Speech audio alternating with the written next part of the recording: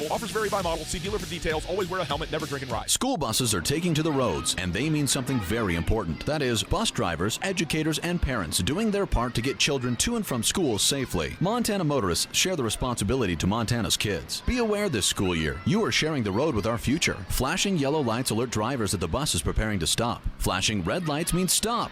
Children are getting on or off the bus. Watch the lights and obey the signals to help keep our community safe for kids. This school safety reminder was brought to you by the Montana School Bus Contractors Association and this station.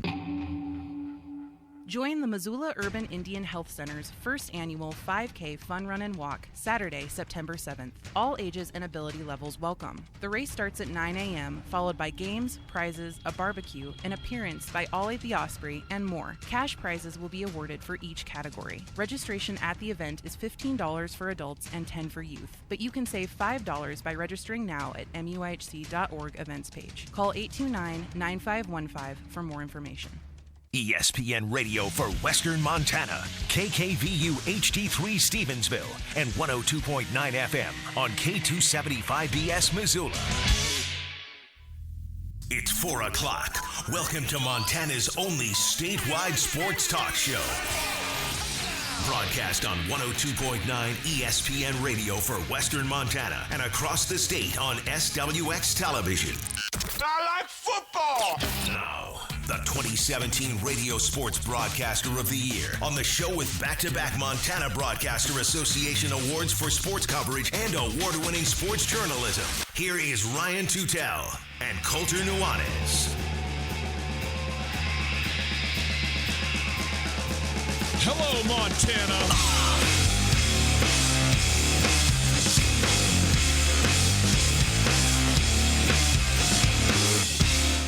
Week 2 of the Montana State football schedules is upon us. We take a look ahead at North Alabama and Southeast Missouri on this Wednesday afternoon, and we're giving away tickets, and we're giving away wings. It's a great show, and it's a great day to be here. Great to be with all of you. It is Tootell Nuanez, 102.9 ESPN Radio. Happy to have you on board. Thanks for being with us on your radios, on your televisions across the state, on SWX Montana, and on the stream on the YouTube channel. How about that? Tootell Nuanez YouTube channel. Go check that out on, well, YouTube. We are broadcasting live from the Kurtz Polaris studios. Kurtz Polaris is at 2904 West Broadway in Missoula, Highway 83 in Sealy, online at kurtzpolaris.com. You can find us online as well, 1029ESPN.com. There you can listen to the stream. You click the Listen Live tab, and you guess what? Listen live. It's there thanks to Opportunity Bank. Your local bank, your opportunity. If you want to call us, you are welcome to do that as well. 329-1899, the phone number. 329-1899. All guests join us via the Rankage Brothers RV phone line. Plenty to get to today. We spent yesterday, which was the first day of our week out of Labor Day, looking back at the weekend that was for the Cats and the Grizz football teams and the games that they played last Saturday. We are now, on this Wednesday, going to start looking forward to week 2. A couple of home games, the home openers for both schools, the under the lights games for both schools, the Gold Rush game for Montana State, and of course North Alabama coming to Missoula to take on the Grizzlies. So we will hear from Bobby Houck. We will hear a little bit actually from Dalton Sneed today as well, and then we will also hear from Coach Choate too. We will spend a little bit of time. We'll spend a little more time on the University of Montana today because we are going to hear from Bobby Houck a little later on in the week from some things today, this afternoon, whereas we'll have the stuff from Choate's press conference from Monday to get us throughout. So we'll use some of that tomorrow and Friday for Montana State. We will have wings to give away, people. Wings to the Desperado Sports Tavern, the best wings in the city of Missoula. And we got some trivia. I'm going to do some Ezekiel Elliott trivia. Coulter's got some other stuff for you as well. And speaking of Ezekiel Elliott, it was a big day for the Zekester. $102 million total amount that is on the books now with the Cowboys, a 6-year extension, $50 million of that guaranteed, and he is the highest paid running back in NFL history. So I guess it was nice. It must be nice. You go on vacation to Cabo San Lucas, and then you come back to 9 figures. Pretty good. I guess you could do worse than that. So we got all that, and at the top of the hour, we are going to give away tickets to the North Alabama-Montana Grizzly football game, the home opener for the Grizz under the lights, 7 o'clock kickoff at Washington Grizzly Stadium. We got a pair of tickets for you. We're giving them away via Facebook, challenge, however you want to do it, contest. All you got to do is go into our ESPN Missoula Facebook page, and there is a picture up there, and you got to caption the picture, okay? It's a picture of me with a child in a bar. Pretty standard. So go ahead and take a look at that picture, put a caption on it, and at the top of the hour, we will select the person or the caption that we like the best, and that individual is going to get a pair of tickets to the Grizzly North Alabama home opener for Montana. So go ahead and check that out. Coulter is on his way.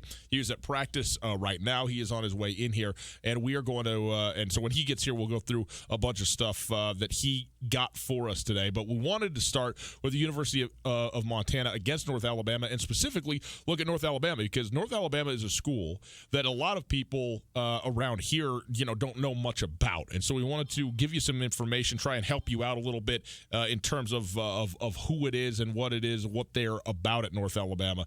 Now, we, Coulter and I think a lot of people, sat here and went, well, that South Dakota game last weekend is really big because the next 3 weeks is pretty much market, right? 2-1, 2 wins, 1 loss. On the road at Oregon, obviously, it would be a monumental upset, for Montana to win those games. And it seemed like it would be a significant upset for Montana to lose either against North Alabama or Monmouth. Now, we'll leave Monmouth for Monmouth because that would be.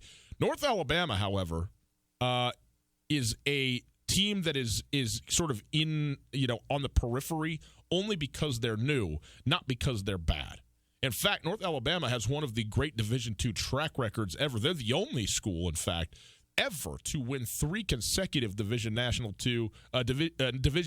championships. That happened in the early 90s, like 93 through 95. But they won another one in, I think, 2013, 2015, something like that.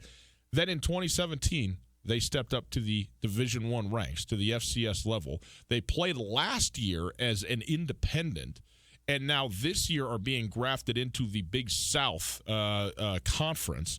And they have not – so they're playing a full Big South Conference schedule, but are not yet full quote-unquote members of the conference. It's sort of like North Dakota, where North Dakota – they're on their way out rather than on their way in, but North Dakota is playing this Big Sky Conference schedule, but they're not members of the Big Sky Conference anymore. Well, it's sort of like that, but instead of being a team on its way out, they're a team that is on their way in for North Alabama. But North Alabama went 8-3 last season, and they are 1-0 to start this season. They just beat Western Illinois, who Montana lost to, by the way, last year. And that was something that Bobby Houck, and we'll hear from Coach Houck about some of this stuff, spoke to excessively, or notably, I guess I should say, about this North Alabama team. That this was a club that got their attention in a big hurry when they go and get a win against a very good and a team with a long history in Western Illinois. They beat that team last Saturday. They're 1-0. And they have an outstanding football program. I mean, that's the thing. This is not a team that's been Division I and has just been languishing on the vine. They have always had exceptional football at North Alabama, so much so that they're now stepping up. And that makes them a dangerous team, a really dangerous team. Now, should Montana be favored on Saturday? Of course. But they're not a team to be taken lightly by any stretch of the imagination. And I think as you start to look at some of the guys, some of the players that they have on this team, you go, oh wow, there's some real physical big athletes on the football team for the North Alabama Lions. Notably, one guy is Christian Lopez, who is their senior quarterback. And he has a connection to Bobby Houck in a certain way, going back to the time when Bobby Houck was at UNLV. Because at that time, he was an up-and-coming high schooler in Henderson, Nevada, and Bobby Houck was aware of this kid. Here's what he had to say about Christian Lopez, the North Alabama quarterback. Well, the fourth quarter was a thing of beauty. Nope, we don't want the fourth quarter, Coach. We'll get to that. We want to get to the quarterback stuff, I mean, you sit there, you kind of put it in there, and then all of a sudden, you don't have any idea where you're at anymore. That's the way these things go from time to time. Okay, so we'll get to the quarterback stuff here in a little bit, because Coulter just walked in anyway. We got to hear what Coulter's got to say about about practice this afternoon. We'll get to the Hawks down here in just a little bit as we're able to. But nonetheless, Christian Lopez, a senior quarterback who was outstanding, as a high schooler and as a guy who was,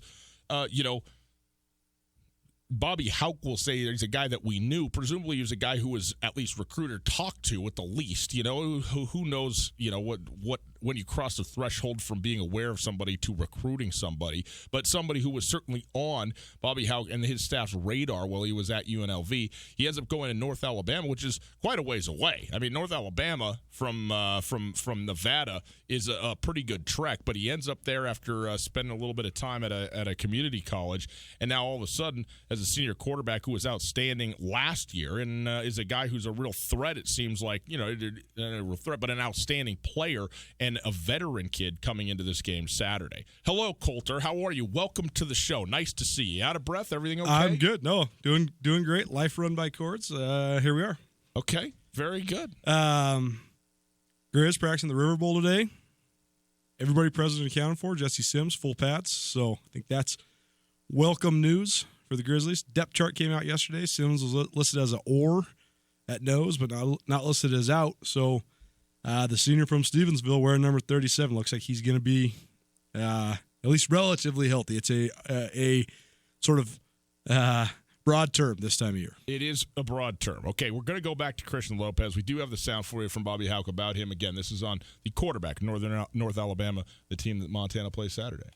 Knowing who he is and some about him, he's a competitive guy. He loves to play. That's how he wound up all the way out in Alabama from being kind of a West Coast guy. And, he's a smart player. He does things right. He'll keep plays alive. He moves around the pocket really well. He's not afraid to send it downfield. He's got the ability to throw it down the field, as well as finding the check down, all those things. He's pretty patient in the pocket. So, he's a guy that's real comfortable in their offense, it appears to me, and he'll be hard to deal with.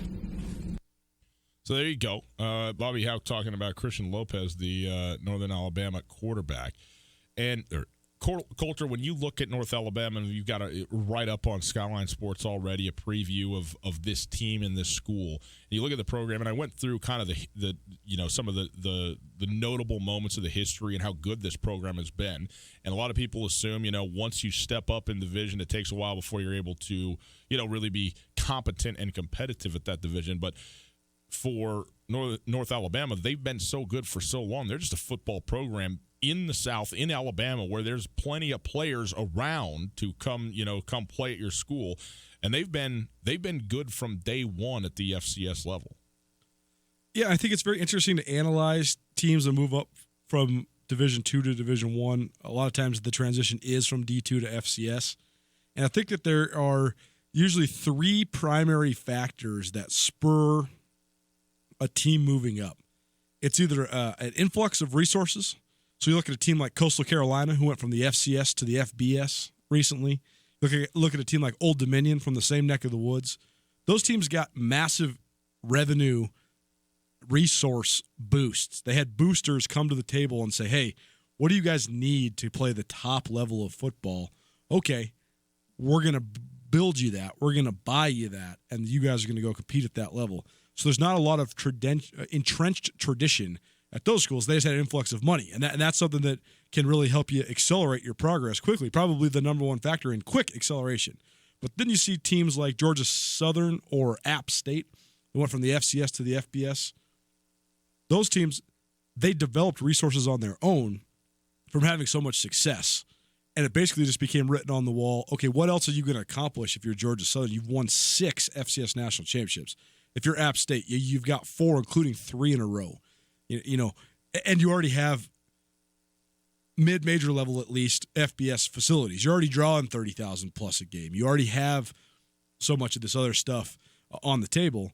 But I think that is the case when it comes to the D2 to D1, the D2 to FCS transition sometimes as well. And we've seen schools like San Diego move up recently. That's resource based, and the teams that are around you based more than anything else. San Diego needed to have peer opponents They needed to be able to play Cal Poly and have Cal Poly be interested in that. They had to be able to play UC Davis and have UC Davis be interested in that. It's not as interesting for those teams to play you if you're D2. Yep. So you move up to FCS independent. You also have money. But then you see schools like North Alabama is the best example I can find. But if a school like West Texas A&M or Texas A&M Kingsville or Central Washington, if those D2 schools moved up to the FCS, they would be competitive right away. And it's not because of the money.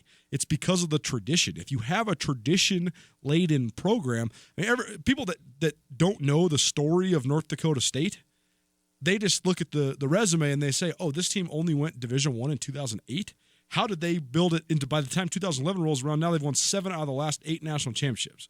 I mean, North Dakota State has won 7 national championships. They've only been Division I for 12 seasons. That's incredible when you think about it. But then if you also dive into the history, North Dakota State won, I don't even know, 10 D2 national championships? I mean, if you go to their arena, the amount of North Central Conference banners that hang from the Fargo Dome, it's literally dozens. You're talking 30-plus conference championship banners. So there was never any expectation but winning. There was never any the culture that existed for NDSU football, which started in the late 60s, never wavered. So you don't have to have the hope of winning or the allure of winning instilled into your fan base or your followers or your boosters or just the fabric of your program, and that all trickles down then to your coaches and your players. So I listened to your whole first intro. Good job, by the way. But when you look at a team that's won, I mean, North Alabama won 27 conference championships. They were in the Division II playoffs year after year after year. So the expectation at North Alabama is to win. And people might scoff at the notion of tradition, but it carries over. And so many of the historically good football programs have been historically good for really long periods of time. And so I know when North Alabama first landed on my radar last year because they played this FCS independent schedule, and their first game on that schedule was at Southern Utah. And at that time, we didn't know Southern Utah was going to become what they became, which was a 1-10 team who couldn't stop anybody. I was analyzing Southern Utah through the lens of a team that had made the playoffs 3 out of the last 5 years and won 2 out of the last 3 Big Sky championships. Mm-hmm. So when North Alabama went into Cedar City, and Christian Lopez, the quarterback you're talking about, engineers this epic, super nice 11-play drive to end the game, and they score with like a minute to go up 34-30. It's like, wow, North Alabama's here. This is a team that's ready to compete now. First D1 game, they are marching down the field against the defending Big Sky champs, and they are scoring. And that was the first domino to Southern Utah's season spiraling out of control and really getting kind of just not finishing nearly close to how they wanted it to finish. But you got to give credit where credit's due. And I think that, then North Alabama, the rest of their schedule was sort of weird. They played some D2s. They played some NAIAs. They also played North Dakota State, which they were actually relatively competitive with. 30-7 is, it's 3 touchdowns better than the Cats did during the playoffs. Right. If you can be within 4 scores of North Dakota State at this point, you're accomplishing something. But just looking at the physical makeup of their guys on their roster, combined with the fact that they do have a winning tradition, I know, like you said in the intro, there's a lot of people that I think looked at the schedule and thought, Grizz W, mark it down. And I think that this team is going to be a lot more physically formidable than people expect, especially in certain spots. When you look at their roster, Christian Lopez is a real deal player. He's a good player. I mean, he would be good in every FCS league. He's got mobility. He's got a good arm. He's got moxie. He's got onions. I mean, he's got a lot of fortitude. The way he operates, he's fast. You look at some of their guys on their front 7. I mean, they have some DNs that are, in the cliche word of so many coaches these days, that are twitchy, guys that can really get off the ball fast. But I just think that, if Grizz fans are expecting this team to look like a D2 squad that's just going to roll over, these guys are going to look a lot different than you expect them to look. They are physically put together for sure. Like Bobby Houck said, they do not look D2. These guys are big, fast, and strong. They look D1 all the way. Is it surprising to you that Montana is playing 2 Big South opponents in their non-conference schedule when they have North Alabama and Monmouth both coming to Missoula as their home non-conferences? It is that way. Well, to be fair, neither of these teams were in the Big South when these games were scheduled. So it is a little bit rare because it's not a conference that the Big Sky in general usually crosses over with at all. But Monmouth used to be in a different. I think they may even been independent. They played Montana State in 2013, and I can't remember if they were independent or if they were in the American East. But Monmouth is in Philadelphia. It's like in New Jersey. It's in New Jersey. It's in Monmouth, New Jersey. Right there, by Philly. Right. Philadelphia spills over into Jersey. Yes. Right, and so it's sort of weird that they're in the Big South. I didn't really get that transition. Sort of like Idaho being in the Sun Belt. No doubt. And North Alabama wasn't in any league until now. Right, sure. So it's I think it's fun. I like when they cross over because, like I always say, I know a lot about the Missouri Valley and I know a lot about the Southland, and you know a lot about the Colonial Athletic Association just because they've had so many good teams so often throughout the years. But you hardly know anything about the Patriot League. You hardly know anything about the Big South, the Ohio Valley. Mm-hmm. It's fun to learn about the teams. Well, it's interesting too because the Big South is to the Big Sky and the Missouri Valley what the mid-major conferences are to the Power Five, essentially. That said, there's plenty of schools in the mid-major conferences at the FBS level that play and win regularly over teams from the Power 5 conferences. I mean, if you look, Cincinnati just beat UCLA week 1, and we're favored to do so heading into the football game.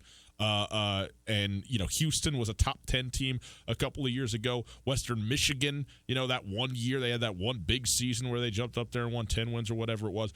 So there's always good teams at that level. And then the question is, first of all, how good is, your team, whether it's in this case Montana or Montana State, and then secondly, which type of team are you getting? And I think in North Alabama, you're getting a very, a very good opponent to play, and it isn't as if it's a step down in division or anything like that. I mean, this is a national FCS, team that's playing for all the same things that the University of Montana State are playing for, and so it'll be a fun and again, a win already over Western Illinois. I mean, that should resonate with people, especially in Missoula, especially in Western Montana, when you talk about a team that Montana did not beat last, a season ago.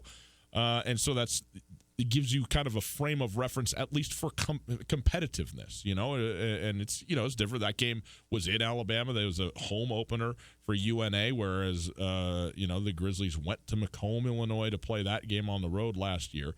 But again, if you were to say, well, Western Illinois or North Alabama, to just anybody walking along the street, who's going to win that game? I mean, 9 out of 10 is going to tell you Western Illinois is going to win that football game, just on name recognition and history and all that alone, and it was not the case. So this is going to be a very good football team, like you said.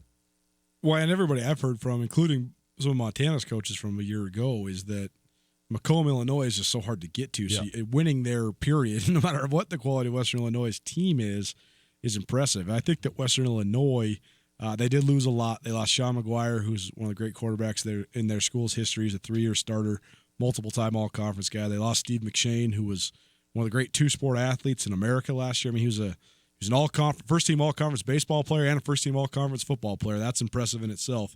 Back to the Big South, though. It's interesting looking at the league because it has been an incubator league for the last decade or so. You look at a lot of the teams that were in the league that have then moved on, moved up, moved out.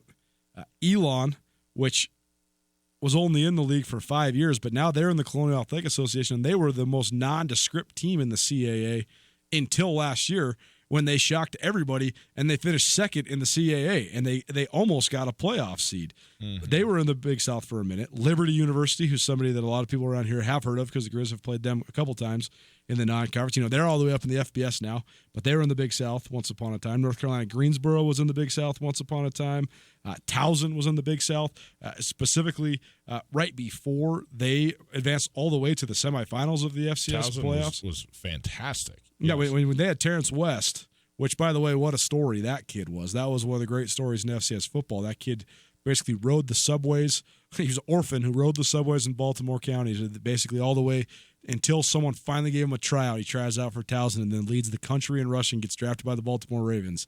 What a story. Awesome. But the Big South is a league that I agree with you right now. It's a mid-major FCS league, but they're coming because they're adding a team in North Alabama that has tradition.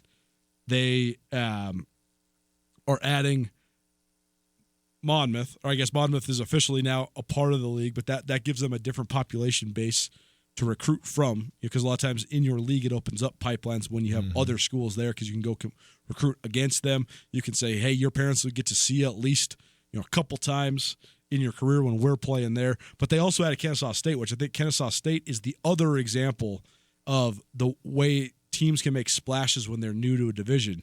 Kennesaw State is new, period. But Kennesaw State has only been a football program since 2015. And they're top 5 in the nation. They were top 5 in the nation, exactly, by the time they were in year 4. And they're still a top 15 team. So the other thing to understand is that this part of the country is so fertile when it comes to recruiting. But there is so many guys in Georgia, Alabama, and Florida that can play D1 football at the FCS level. So many guys. I mean, truly, if you're talking about the 3 or 4 bigger divisions in those states, you're talking about guys, if you're starting, you got 50% chance of being good enough if a coach gives you a chance, just purely based on your athletic talent. I mean, there's so many more just numbers of athletes that have the physical gifts that coaches look for. There's just guys that are just bigger, faster, and stronger. And so I think that's where North Alabama is going to be able to make some weight early, is just the fact that just looking at the pictures of their guys last night, I mean, they have physically formidable dudes straight up right now. Well, the information I'm getting has Montana minus 24 in this game, which is a significant favorite. It's actually a gigantic favorite. Certainly they are a favorite. Certainly they would expect to win this football game, and probably should, particularly at home and in a home opener and under the lights and all that stuff that goes into it that you really can't quantify that happens in Missoula and in Bozeman on these special nights under the lights, of which there are not many. But it is. I think there's a certain lack of, whether it's respect or just appreciation for what North Alabama really does bring to the table as a football team overall. And I think it's this is a club that is going to be, it's not just going to be probably 60-0. It's not going to be over at halftime and don't worry about it. Who knows how a game's going to go, but I think this is a team that's got a lot of skill and a lot of pride in what they do, and are gonna come here and be excited to play a football game at Washington Grizzly. Comparing and contrasting, someone might listen to what I just said and say, well, why aren't all the teams from the South, the FCS, just dominating everybody? And I think it's a give and take. Oftentimes those schools, they don't necessarily recruit the most polished athletes. So every guy, even though if they have the baseline athleticism to be a top-level guy, they don't the baseline fundamentals aren't there, so they're playing catch-up for a lot of their careers. And so if they have anything to rail it, whether it's an injury or a missed opportunity, you don't ever fulfill your potential. So I think that's where sometimes it goes by the wayside. Well, the other thing, too, Coulter, is in Washington, big state, there's 2 schools. Right. Oregon, 1.5 football schools. Right. In Florida State, Florida, Miami, UCF, South Florida, Florida International, Florida Atlantic, Florida Gulf Coast. Florida A&M. Those are the FBS schools. Sure.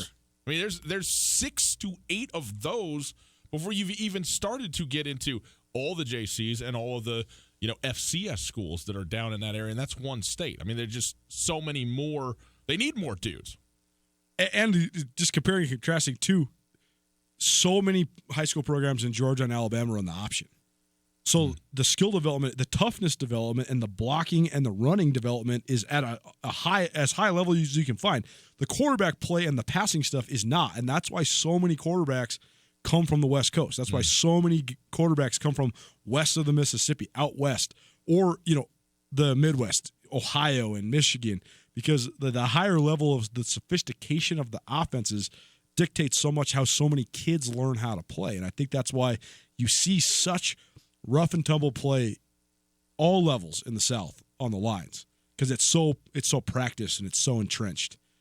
But oftentimes why you see some of the biggest studs that are throwing the football not from there. That's the brilliance of college football, right? Is the meshing and melding of all these people from all these different backgrounds, both physically and just culturally. Well, it'll be a fun game on Saturday, and again, you got about 30 minutes to go to our Facebook page, ESPN Missoula, and go caption the picture that is there, and we'll be giving away a pair of tickets to the Grizz North Alabama football game Saturday at the top of the next hour. Quick break. It's time for Wing It Wednesday. 329-1899. The number 329-1899. We got wings for you from the Desperado Sports Tavern, the best wings in the city of Missoula. We got some trivia questions for you. You answer a couple of trivia questions about running backs and contracts and Ezekiel Elliott and so forth and so on. And you're going to get yourself some wings to the Desperado. 329-1899. Call right now. This is Tom Skerritt for the Borgen Project. Each year, nearly 2 million children die from preventable diseases. Each day, 30,000 people die from hunger. 500 each hour are children. The Borgen Project is turning this around. We need your help. To learn more, go to borgenproject.org. That's BORGEN project.org. This is Mike Nugent with Berkshire Hathaway Home Services. Berkshire Hathaway provides Western Montana with full-time real estate professionals for you whenever you need us. Our reputation as the state's most knowledgeable and available real estate group has helped build unmatched trust in the Garden City and statewide. If you have been thinking of making a real estate move in the short or long term, give me a call. No pressure, no expectations. Just professional opinions and service at whatever pace you are comfortable with. Give me, Mike Nugent, a call today, 531-1802. And remember, every question is good to ask. Mark your calendar for the 4th annual Selway Armory tent sale. The lowest prices of the year on guns, ammunition, and accessories, and massive amounts of ammo to stock up for the entire year. September 13th and 14th in the Lolo Shopping Center parking lot on Highway 93. Tons of ammo, guns, and other items at below-cost blowout prices. September 13th and 14th, 10 a.m. to 7 p.m. on Friday and 8 a.m. to 6 p.m. Saturday. The 4th annual Selway Armory tent sale at the Lolo Shopping Center, Highway 93. It happens. You're positive you put your bank card back in your wallet, but the next time you need it, it's missing. Avoid the panic and take control with the MyCard app and debit card from Farmer State Bank. Our app lets you control your debit card and securely turn it off right from your phone. Safe, secure, instant. MyCard is available only at Farmer State Bank. Ask about it at any of our 9 locations or learn more at farmersebank.com. Farmer State Bank, member FDIC. Hey folks, Ryan Tootell here with Josh from the Advocates. If you've been in a car accident and need help dealing with the insurance company, you should give the Advocates a call. It doesn't cost anything at all to call, and I'd be happy to talk with you about your situation. You don't want to have to be dealing with contacting the insurance companies and setting up your claim. We can do that for you from start to finish. We'll take the hassle out of the process so you can just focus on getting better. There you go, folks. If you've been injured in an accident, give Josh a call, 640-4444, or online at MontanaAdvocates.com. There are a lot of lawyers, but you deserve an advocate. Russell takes a high snap, hands it off. Chris Carson pounds his way in. Touchdown, Seahawks! 12s, the wait is over. The Seahawks kick off the 2019 regular season versus the Cincinnati Bengals. Hi, this is Steve Rabel. Join me this Sunday, pregame at noon, kickoff at 2:05, right here on the Seahawks Radio Network. Russell takes the snap, steps up in the pocket, looks, has time. Now he's going to throw. Tyler Lockett looks for the ball. He's got it! Touchdown, Seahawks! ESPN Missoula Sports Center. Good afternoon, Ryan Tootell, Colton Nuanez, ESPN Sports Center. High school football got off to a resounding start as several Montana's top players had sizzling debuts Friday. Carson Rostad, the reigning Gatorade Player of the Year, a senior quarterback at Hamilton, threw for 396 yards and 6 touchdowns to help the Bronx to a 49-26 win over Butte Central. Gase Kalusewicz, one of the rising stars in the state, entering his junior year at Frenchtown, scored 4 touchdowns, including the game winner in double overtime to lift the Southwest A's other Bronx to a 27-24 win over Dillon. Missoula Sentinel standout Jackson Lee, a 2-time All-State Class C selection at Flint Creek the last 2 years, who was committed to the Montana Grizz, scored on runs of 46, 11, and 65 yards to boost the Spartans to a 26-15 win over Great Falls High in his Class AA debut. And Tommy Malott, a Montana State commit, threw for 332 yards and 5 touchdowns to lead Butte High to a 46-20 win over Belgrade in the first ever Class AA game for the Panthers. The Pioneer League announced its season-ending all-star team on Monday. 3 players each from Billings, Grand Junction, Idaho Falls, and Ogden earned spots. Only one Missoula Osprey player, that was shortstop Leo Verpaguero. And finally, the Ospreys suffered a lopsided set 19-3 loss last night at Idaho Falls. Missoula heads to Billings for 4 games tonight to finish off the regular season. This ESPN Missoula Sports Center is brought to you by Aspen Sound.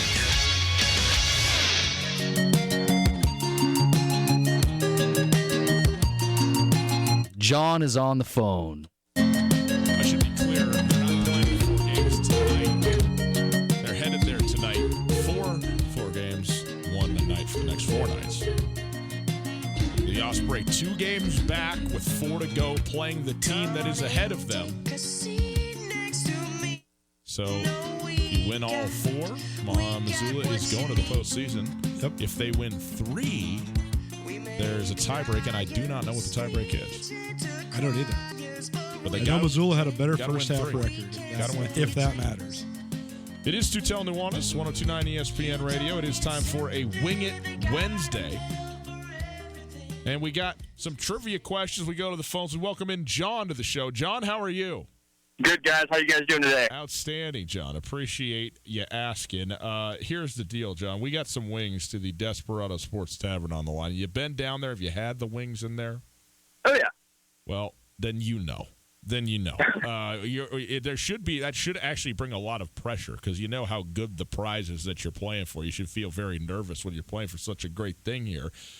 We got the wings for you to the Desperado. We also got a shirt. Here's the deal. We get 3 trivia questions asked to you. If you get 2 of them, you got the wings. If you get all 3, we're going to give you a shirt as well. And if you need help on any one of these, Coulter is your lifeline, okay? Got it. Okay. Boy, some chicken wings would really hit the spot. Tell me likey. Tell me what wingy. Okay, John, here we go. Question number 1. Ezekiel Elliott just signed a contract extension, making him the highest paid player in running back history in the NFL. How long is the contract extension in terms of years? How many years did he sign? I got a 6-year contract extension. It is a 6-year extension, John. Excellently done. Way to pay attention to the current affairs in the NFL. That is correct. $50 million guaranteed, and from now until 2026, $102 million on the books for Ezekiel Elliott, the running back for the Dallas Cowboys. As I mentioned, this is question number 2 now, John. Question number 2. He is now the highest paid running back in football. Multiple choice question for you. Who was the highest paid running back in football prior to the signing of Ezekiel Elliott today? Was it Le'Veon Bell, Todd Gurley, or Leonard Fournette? It would be Todd Gurley. Give this man his wings. Todd Gurley, $45 million guaranteed. I don't know his full contract, the Gurley deal. $45 million, but Todd Gurley did sign the biggest, the richest running back deal in professional football. John, it's almost like you weren't nervous at all. I'm very impressed with you on this. Okay, here we go. Question number 3. Still got a lifeline. Last year, what team in the NFL led the league in rushing?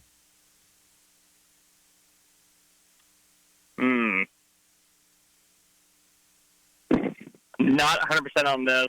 I mean, I might have a guess, but I'll use my lifeline. Well, you might as well talk it out there with Coulter and see what he comes up with. Coulter, do you have any help?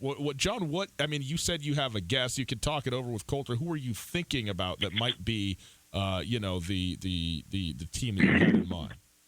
Well, I was thinking the Cowboys only because Zeke has been, leading, scrimmage-wise for the last 3 seasons, but I don't think that's just all rushing for the Cowboys. So I'm not 100% with them.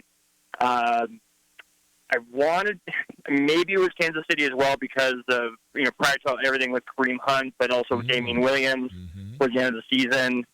I'm just not 100% sure on either one team. I can't really pinpoint the exact team, though. Coulter, what do you think? Do you have any recollection? Do you have any idea of who may be the... I'm pretty sure that Todd Gurley led the league in rushing individually a year ago, but I do not think that the Rams led as a team. I know that the Baltimore Ravens ran the ball more often than anybody else in the league, and that was mainly because they had the most prevalent ball carrier amongst quarterbacks in Lamar Jackson. I mean, they're running a more college-style offense. They had multiple mediocre guys carrying the ball, and then one spectacular guy, Lamar Jackson. But I'm not really sure what the production level was like. I'm trying to think, because so often the teams with the best running backs aren't the teams that actually lead the league in rushing overall, because it's usually the teams that have multiple guys that average 50 yards a game that are so I'm trying to think of teams that have three-headed monsters at running back. I'm gonna just give you a couple of hints here, okay? Because is it a team that plays multiple backs that doesn't have a premier back? You're all over. You're on the right track. So then I think the Seahawks are definitely a worthy candidate, and I think the Bears are definitely a worthy candidate. I would say, man. Ooh, I like this question. I think it's a flip a coin, man. I would say the Seahawks, but I'm not fully confident in that. The Bears are right there too. I would probably agree with the Bears. Maybe. I mean, Jordan Howard, he was there. Yeah, I mean, I would say the Bears. I'm sorry, John. I'm sorry, Coulter. You do not win a shirt today. Okay. So just make sure to wear shorts, and they'll still let you in even with no shirt, and you're still going to get your wings, John, okay? Fantastic. Okay. Give your information there to the boys in the back, and we'll get you set up with the wings. By the way, excellently done on the first two. I mean, you knocked them out of the park. You were on the hunt here, and I will talk you through here this third one. John, thank you. Thank you. The Rams, Coulter, yep. Third. Okay. The Baltimore Ravens, which I never, ever would have gotten to, 2. Yeah, I mean, I got there only because they threw the ball the least in the league. I know that stat for sure, because they're trying to protect Lamar Jackson. Well, sort of. They're trying to hide Lamar Jackson, more like sacrifice Lamar Jackson. But I just figured that I knew they threw the ball the least. Yeah. So I figured they had to be running the ball the most, or one of the most. Number 1 in the league last year, the Seattle Seahawks. Number 1 rushing team in the NFL. I believe it, because Chris Carson, Rashad Penny, Russell Wilson. Yeah. Russell Wilson, I think, rushed for the least amount of yards in his career last season, but he's good for 500 yards, like market a season on the ground, right? It's just gonna happen. And like you said, they had multiple guys doing it. I will tell you, the Bears are not in the top 5. I don't even know. I'll take a look here and see where the Bears ranked. But the Seattle Seahawks, 160 yards a game. The Chicago Bears, 11th in the league overall last year. The Panthers and the Patriots rounded out the top 5 in rushing yardage. It's funny that the number one national storyline surrounding the Seahawks has been their offensive line, which that storyline needs to die, because their offensive line is actually pretty good now. And was it 3 years ago? It was horrendous. Then they traded and they got Brown, right? Dwayne Brown. Dwayne Brown, yep, from the Texans, and that helped them substantially. And now they have reinforced it, and they actually have one of the better offensive lines in football. Certainly not a top 5 line, but I would say probably top 10, 12, and when they do what they do on the ground, and for all of the sort of snickering, Brian Schottenheimer does know how to get a team to run the football. He does know. And so when he gets brought in as the offensive coordinator, like you can say, that's pretty good. Now, I don't know what Seattle's going to do this year. I think they're going to be very good running the football again. People are all over, like Tyler Lockett as a wide receiver. Mm-hmm. Obviously, they bring in DK Metcalf, which is maybe the biggest rookie question mark, or maybe biggest boom or bust potential of any skill position guy in this draft. I just don't think it's really. I just don't think the weapons are there for Seattle through the air. But there's a lot of ways to be productive. There just are a lot of ways to be productive, and when you have a really good sixth sense type of quarterback like Russell Wilson, who can extend plays. I mean, that's the thing, is you don't have to be a great wide receiver to get open if you've got 4.5 seconds to get open. If you only got 2 seconds to get open, you have to be great. But if you got 4.5 seconds because your boy is going to start running question marks in the backfield while he waits for you to figure it out, you know, you can go out there and find some open space eventually as you're, you know, meandering downfield. Maybe that's what Seattle's going to do. Seems like that's what they have to do a lot. What was the lowest? So what did the Seahawks average last year? About 160, 165 yards a game? On the dot. Okay. What's the lowest number amongst NFL teams? The Arizona Cardinals, 83.9. Ouch. That's low. Okay, but they had David Johnson out. What's second lowest? Pittsburgh, 90.3. Yeah, so there's 2 teams that average less than 100. How many teams average less than 100? 6. The Falcons, Eagles, Bucks, Vikings, Steelers, and Cardinals all average less than 100 yards rushing a game. Right. And what's the common thread between 5 out of those 6 teams? I don't know. Their feature running backs got hurt in the first month of the season. Devontae Freeman and Tevin Coleman were both hurt last year for Atlanta. Dalvin Cook was hurt last year for Minnesota. David Johnson was hurt last year for Arizona. I guess regardless, the point I was going to make, that's a little bit more striking than I thought it was going to be, but it's still not that. I mean, Arizona's half the yardage on the ground that Seattle is. Right. I guess and that is a little bit striking. But I guess the point I was going to make is it's so interesting analyzing pro statistics versus college statistics.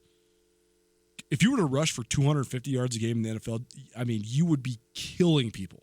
250 yards 1 or 2 times a year is amazing. If you rush for 250 a game, you're killing people. That's what almost every powerhouse running team in college football does. Yeah. You know, I mean, there'll be 2, 3, 4 teams that rush for 250 a game in the Big Sky this year alone. And the delineation is so crazy too, right? Like in college football, you might have a team in a conference that, like Cal Poly, who runs for 400 yards a game, and you might have another team like a couple of years back when Jerry Glanville was at Portland State, where they're throwing the ball 70 times a game and they're rushing for 75 yards a game. So now the difference between first and last is 300 yards. That in itself is wild. It's just so interesting how much more homogenized the NFL game is than the college game. It is true. And the thing that's even more interesting, Coulter, to me on this is there's 6 teams that went under 100 yards a game. But Seattle is at 160 and Baltimore's at 152. Nobody else is over 140. 139 is third for the Los Angeles Rams in terms of yards per game on the ground. I mean, that's just what it is. And yet you'll throw for – I mean, if you have a quarterback who's throwing for 260 yards in a game, you go, oh, well, that was not that great. You know? I mean, that's something else. It is Tootell Nuanez, 102.9 ESPN Radio. Hey, we'll take a break. We'll come back. Southeast Missouri. They're headed to Bozeman to play the Bobcats in the Gold Rush game, Montana State's home opener. That also on Saturday night under the lights. Jeff Choate had a lot of things to say about this team. We're going to talk more about the Cats versus Southeast Missouri State tomorrow, but we'll give you a little insight on some of Jeff Choate's history, namely gambling on a riverboat. Alpine Touch has been part of the fabric of Montana for more than 60 years. Decades ago, Russell Street started selling his touch of magic in whitefish. Years later, Alpine Touch's all-purpose seasoning remains a favorite. It's tailgating season, and there's no better way to spice up your grill before a Grizz game than with Alpine Touch. Go to alpinetouch.com now and use the checkout code ESPN10 for a 10% discount on your order. Alpine Touch is here to keep your mouth watering all football season. Alpine Touch, Montana's special spice. With busy days running us down, swing by a Florence Coffee for a boost of antioxidants and grab a soothing cup of tea. We carry a wide variety of Montana tea and spice flavors like Montana Gold, Mountain Huckleberry, Lemon Mint, just to name a few. So stop by any Floco location for some delicious tea, hot or iced, and visit us at florencecoffeeco.com. The best flavor under the big sky, Florence Coffee Company. Hi there. It's Les Schwab Tires. You know, we've been helping keep folks safe on the road around here since 1952. That's why you can save up to $152 on a set of 4 select light truck and SUV tires during our fall tire sale. So swing by or book an appointment at leschwab.com. Les Schwab Tires. Doing the right thing since 1952. Limited time offer while supplies last. Discount depends on tire size and type. Cannot be combined with other offers. Details at leschwab.com. On Russell, across from the fairgrounds. More than 60 years ago, R.J. Rangich opened up Rangich Brothers with one thing in mind: quality and family tradition. Those family traditions continue today and live through our family, staff, and those who buy our RVs. So whether your travels include the shores of Flathead, Glacier Peaks, Yellowstone Geysers, or the hidden gems in between, jump into Jayco and experience the best freedom you and your family will ever know. Only where a handshake means something. Rangich Brothers RV Center. Join the Missoula Urban Indian Health Center's first annual 5K Fun Run and Walk, Saturday, September 7th. All ages and ability levels welcome. The race starts at 9 a.m.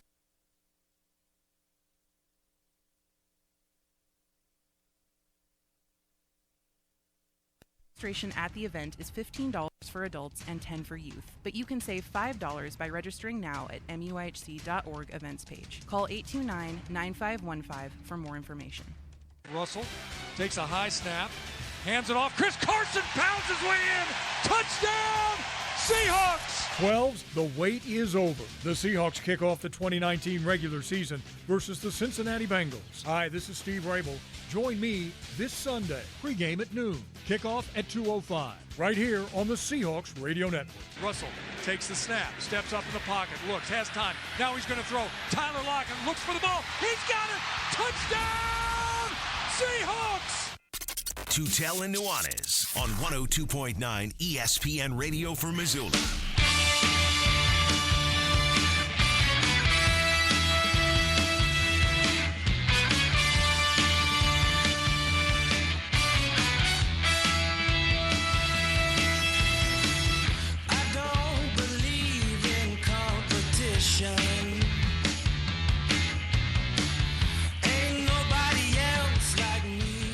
Southeast Missouri, Coulter, 12th in the nation. Coming to Bozeman, Montana. And play the Montana State Bobcats in the Bobcat home opener. No rest for the weary. You go Texas Tech, Southeast Missouri. Significant for the home opener for the Bobcats and a major, major game for Montana State as well. We'll hear from Jeff Choate in a moment, but Coulter, when you looked at the schedule, I think everybody looked and kind of keyed in on Texas Tech and go, oh boy, big deal, you know, all that. And it is, and it's great. Okay, that game's over now. This is tough now. Back-to-back weeks for Montana State, but especially this home opener against Southeast Missouri. No doubt. And Southeast Missouri was a really good team last year. They won a playoff game against Stony Brook, who's always been a traditionally hard-nosed team from Long Island.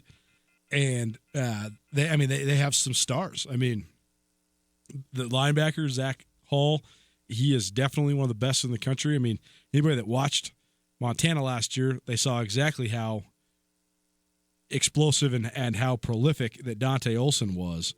And Zach Hall outlasted Dante Olson for the Buck Buchanan Award.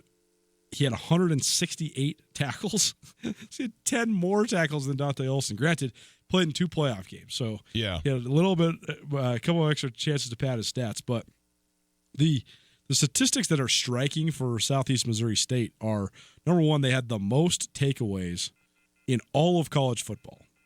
36 takeaways, 23 picks, 13 forced fumbles.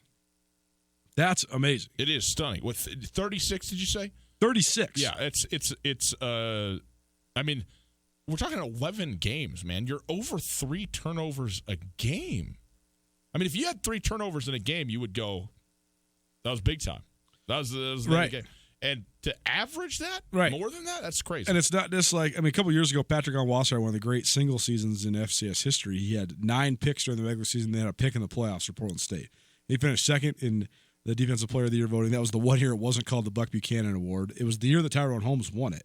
Mm-hmm. But having a guy that has 10 pads your stats a little bit, they have no guy on their team that had more than 4 but they had 5 different players that had 4, including their 2 best linebackers. So they have 2 linebackers snaring 4 picks, and both those guys forced 4 fumbles too. So now you got 8 takeaways each between Justin Swift and Zach Hall, and that's not to mention a couple of your interior defensive linemen that forced some fumbles, your DBs that have multiple. There was multiple DBs with multiple picks. I mean, their stat chart is impressive. And then on the other side of the ball, you can always tell. One of the things I love about covering the FCS is I think that quarterback play, but more importantly, the maturity of the player playing the quarterback position is on more full display because you can be such a man amongst boys if you have the talent and the mentality at the FCS level than any other level of football. If you have a guy who is a polished but more importantly tough-minded guy, he stands out for his intangibles right away, even if you're just watching him on TV, even if you never talk to the kid. And Daniel Santacanaria, who's one of the great names, I love that name, but he's a Northern Illinois transfer. But I remember watching him against Stony Brook in the playoffs and thinking, "Oh, who's this guy? This guy's pretty sweet." And then his command of the game, his command of everything about the game, from the huddle to the enthusiasm to the way that he's operating before the snap and after the snap, it was striking. And he's their guy. He is the straw that stirs the drink for SEMO, and that's going to be the key for Montana State when they're facing Southeast Missouri State's offense. A lot of people, again, maybe not familiar with Southeast Missouri and you know who they are as a team and where they're from and all that, but one of those people is not Jeff Choate. Story time from the head coach of the Montana State Bobcats. Coach Matukowicz has done an awesome job. I mean, he's a ball coach, man. I just love looking at his resume. You know, kind of a guy was with Jerry Kill a long time. He started out, Division II, junior college, NAIA, FCS, FBS, gets his opportunity to be a head coach. And I just have a ton of respect for the job that he's done there. He's been there 6 years, and they've gotten better and better and better each year. It's not necessarily a place that's easy to get to. Cape Girardeau is kind of an interesting place. It's a nice place. And I had an opportunity. I used to recruit the Jayhawk League. The one year I was at Eastern Illinois, I recruit the Jayhawk, which is the Kansas Junior College League. So I drove over and did the Jayhawk schools. And this will date me a little bit, but we were playing Southeast Missouri in Cape Girardeau the next week. And so I drove back and met one of their assistant coaches at the Riverboat so we could, play a couple hands of blackjack and exchange VHS tapes as I made my way back to Charleston, Illinois. Just getting on there to play blackjack and exchange VHS tapes. I mean, this is too good. It's too good, man. And there's so many different little towns throughout America. Like who ever heard of Cape Girardeau?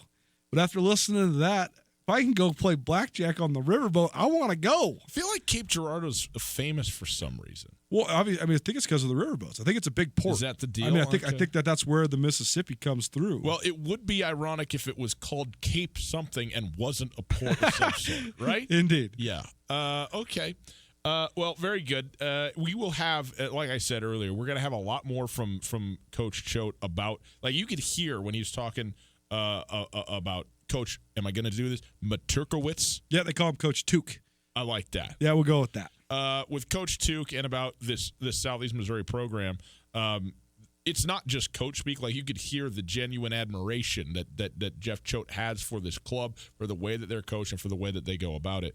And there's a lot more sound about this team, and we're going to get to that tomorrow and Friday as we kind of preview this game going forward. But we wanted to give you a little feel, at least, about Southeast Missouri and Jeff Choate trafficking in the in the blackjack world. Well, I do think that both Bobby Houck and Jeff Choate both have a distinct understanding of the advantages that are provided to them by being at the schools that they are at. A lot of coaches, that's sort of lost on them, or they don't want to acknowledge it because they know that'll give them way too high expectations. I think that's one thing that every Cat and Grizz fan should take solace in, is that I think that both the men that run these programs have a full embrace of the expectation of excellence, and I think that fully weighs upon their shoulders, and they're willing to carry that load. Yeah. The one thing I think is impressive about Jeff Choate is that if we've been playing him on the show now for a couple years, you can tell that the guy thinks very in depth about every single thing that you can think about.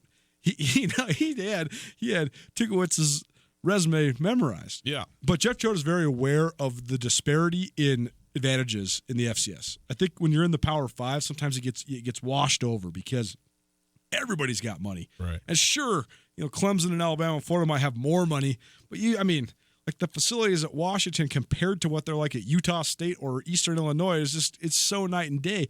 But then also when you talk about you're Jeff Choate, you're sitting at Montana State. You have Bozeman, Montana to recruit to. You have this high research institution of higher learning that has STEM majors. You have a lot of stuff to sell if you can just get the kids to get on the plane and get off the plane. That's it. Chances are if they come to Bozeman, they're going to be pretty impressed. And it's the same thing with Missoula. It's a great college town. But I think that Jeff Choate always does a great job of giving respect where respect is due because no one's won at Southeast Missouri State. And when you really look at all the pluses and minuses, sure, you have a fertile recruiting ground. You can drive to St. Louis and have a population base of 4 million people right there. So that gives you a little bit of an advantage. And you don't necessarily maybe have the high-level academic standards of a school like Montana State. But on the flip side, you're at an outpost school that has, a very limited, if non-existent football tradition. So all things considered, making the playoffs at a school like Southeast Missouri State is an impressive accomplishment. They've only made the playoffs twice. It's not like where you're at the University of Montana where you made the playoffs 25 times, or you're at Montana State where you made the playoffs more often than you haven't since the FCS was created. So I just think it's classy of Jeff Choate to always acknowledge just the challenges that he realizes that some of these other programs that aren't state institutions like Montana State go through. And he always gives credit where credit's due to the guys that do build impressive programs like Coach Took has done at Southeast Missouri State. By the way, I said 12th. They're actually 11 in this week's stats poll. Okay. And they are coming off a win over the Salukis of Southern Illinois, 44-26 victory. So they'll head to Montana State with a 1-0 record. Top of the hour is here. We'll take a break. We'll come back. You want tickets to the Grizz Northern Alabama football game? We're going to give away a pair. Who did the best caption on our Facebook page, on our picture? We'll tell you next. Garden City Paint and Glass in Missoula is like your paint doctor. They take the pain out of painting. Don't trust your home to anything less than professional PPG paints from Garden City Paint and Glass. Go to visualizecolors.com. Scan in your room photo to see what color combinations will look best before painting. That's visualizecolors.com, featuring professional PPG paints. Garden City Paint and Glass in Missoula, across from the Southside McDonald's at 3217 Brooks. The big skies are open. Go wild with Opportunity Reward Checking. Go ahead, jump, dance, shout. Opportunity Reward Checking will make you do that. Go wild when you get your 1% cash back on qualified debit card purchases. It all starts with an Opportunity Reward Checking account from Opportunity Bank. Visit a branch today to get started. Then go wild and spend your 1% cash back however you want. Go wild with Reward Checking from Opportunity Bank. Some restrictions may apply. Member FDIC. The Polaris Factory Authorized Clearance is here. The world's best-selling off-road lineup is priced to move with financing as low as 3.99% and rebates up to $3,500. Live life wide open in a high-performance RZR. Tackle anything from mountains to mud holes on a legendary Sportsman ATV. Get more done with a hard-working Ranger or take on any task or trail in a versatile Polaris General. The best deals of the year are happening now. See Polaris.com or your Polaris dealer for rebates up to $3,500 and financing as low as 3.99% APR for 36 months during the Polaris Factory Authorized Clearance. Kurtz Polaris at 2904 West Broadway in Missoula and Highway 83 in Sealy. Kurtz Polaris is now showcasing all of the new 2020 Polaris off-road vehicles. To be the first to get a great deal on brand new state-of-the-art Polaris vehicles at Kurtz Polaris. Online at KurtzPolaris.com. Rebates valid in U.S. through 9/30/19 on new 2015 through 2019 vehicles. Financing not valid. Approval. Offers vary by model. See dealer for details. Always wear a helmet. Never drink and ride. Hey, everybody. Here with my good friend Josh from the Advocates Injury Law Firm. Josh, if I've been in an accident, how much is it going to cost me to hire you? Well, we take cases on a contingency fee. And what that means for you is that if you're hurt in an accident, we only get paid if you make a recovery. You'll never owe us anything out of pocket. What about the call for a consultation? That's not a problem. We don't charge anything for an initial consultation, so you have absolutely nothing to risk by calling us. If you're injured in a car accident, call the Advocates, 640-4444, or online at montanaadvocates.com. Russell takes a high snap, hands it off. Chris Carson pounds his way in. Touchdown, Seahawks! 12s, the wait is over. The Seahawks kick off the 2019 regular season versus the Cincinnati Bengals. Hi, this is Steve Rabel. Join me this Sunday, pregame at noon, kickoff at 2:05, right here on the Seahawks Radio Network. Russell takes the snap, steps up in the pocket, looks, has time. Now he's going to throw. Tyler Lockett looks for the ball. He's got it! Touchdown! Seahawks! ESPN Radio for Western Montana, KKVU HD3 Stevensville, and 102.9 FM on K275BS Missoula. Now they always say congratulations. Work so hard, forgot how to vacation. They ain't never had the dedication. People hate and say we changing, look, we made it. Yeah, we made it. We asked you to deliver it. I enjoyed this one, I must say. I thought there was a dozen plus very good responses and a lot of great ones across the board. Who gave the best caption, though? Who's going to the Grizzly North Alabama game? We'll tell you in a moment. It's Tootell and Nuanez, 102.9 ESPN Radio. We are broadcasting live from the Kurtz Polaris studios. Kurtz Polaris at 2904 West Broadway in Missoula, Highway 83 in Sealy, and online at kurtzpolaris.com. You can find us on the World Wide Web, 1029ESPN.com. There you can listen via the Listen Live tab. It's called a stream, and it's there thanks to Opportunity Bank. Your local bank, your opportunity. If you missed anything in the show, check it out on the podcast. The podcast is always available. It's available wherever you get your podcasts. It's the Tootell and Nuanez podcast. Rate it, review it, subscribe to it, like it, click on the things, all those things. And it is brought to us by the Wingate, by Wyndham Hotel.